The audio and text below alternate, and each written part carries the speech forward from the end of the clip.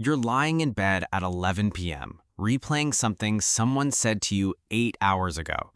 The comeback you wish you had delivered. The argument you're having in your head that already ended for the other person before dinner. They forgot about it. You're still carrying them around. But what if anger was never supposed to last that long? What if the reason some people seem impossible to offend isn't because they're naturally calm, but because they understand something most people don't? Today, I'm going to show you how to never get angry or bothered by anyone.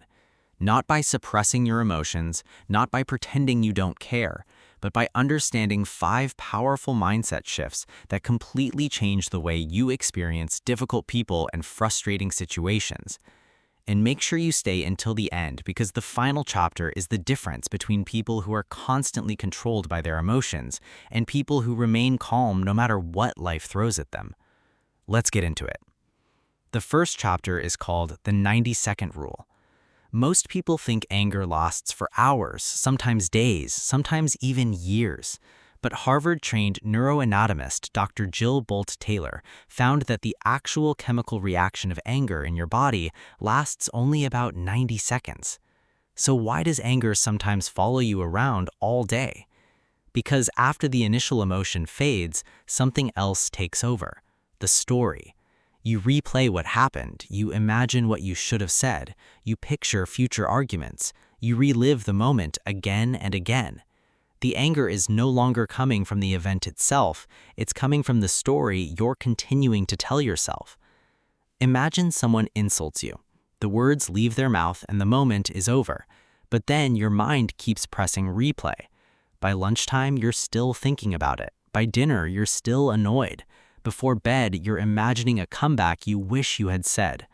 The person who upset you moved on hours ago. You're the one carrying them around. The moment you understand this, something changes. You realize that most anger isn't happening to you, it's being recreated by you. And that's where real freedom begins.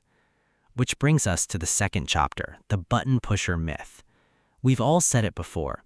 He knows exactly how to push my buttons. She always triggers me. That person makes me angry. But here's a question. If someone can push your buttons, who installed them? Think about that for a second. People don't create your emotional triggers. They reveal them. The impatient driver reveals your need for control. The rude coworker reveals a sensitivity to disrespect. The critical family member reveals an insecurity you may not have addressed yet. Carl Jung called this shadow work, the idea that the people who irritate us most are often reflecting something unresolved within ourselves. Modern cognitive behavioral therapy builds on the same principle. Most people spend their lives trying to control difficult people.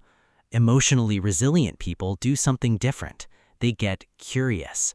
Instead of asking, why are they doing this to me, they ask, why does this affect me so much? That question changes everything, because now the difficult person is no longer your enemy, they're information. They're showing you something about yourself. And once you see that, you stop giving them so much power. But there's something even deeper happening beneath anger, which brings us to chapter 3, the hidden emotion. Here's something most people never realize. Anger is rarely the first emotion, it's usually the second. Imagine somebody embarrasses you in front of a group. What happens first? You feel hurt, maybe rejected, maybe embarrassed, maybe insecure. But those emotions feel uncomfortable, so the brain quickly replaces them with anger, because anger feels strong. Hurt feels vulnerable. Fear feels vulnerable. Embarrassment feels vulnerable. Anger feels strong. That's why anger often acts like a mask. It covers whatever's underneath. The next time you feel angry, pause for a moment and ask yourself a different question. What am I feeling beneath this? You might be surprised by the answer. Sometimes it's disappointment, sometimes it's sadness, sometimes it's fear. And when you address the real emotion, the anger often loses its grip. But even when you understand all of this, there's still one moment that determines everything. And that's chapter 4, the choice point. Most people believe emotions happen automatically. Trigger, reaction, end of story. But that's not actually what happens. Viktor Frankl, the psychiatrist and Holocaust survivor, put it this way: between stimulus and response, there's a space, and in that space lies our power to choose. Most people never find that space. Imagine someone sends you a rude message. Most people react immediately. They fire back, they escalate, they regret it later. But emotionally strong people do something different. They pause. Even if it's only for a few seconds. That pause creates choice, and choice creates freedom. Most people think emotional control means suppressing anger. The truth is that emotional control begins before anger takes control. It happens in that tiny space between the trigger and the reaction. The person who controls that tiny space controls their life. Because once you realize you don't have to react to every emotion, you stop becoming a prisoner of every emotion. And that leads us to the final chapter, the unbothered mind. This is where everything comes together. Most people go through life trying to avoid difficult people, trying to avoid criticism, trying to avoid frustration, and trying to avoid discomfort.